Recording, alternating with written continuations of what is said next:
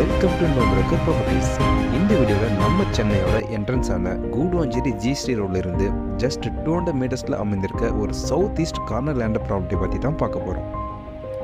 ப்ளாட்டோட details பார்க்கறதுக்கு முன்னாடி நீங்கள் நம்ம சேனலுக்கு ஃபஸ்ட் டைம் வரீங்கன்னா உடனே நம்ம சேனலை சப்ஸ்கிரைப் பண்ணி வச்சுக்கோங்க.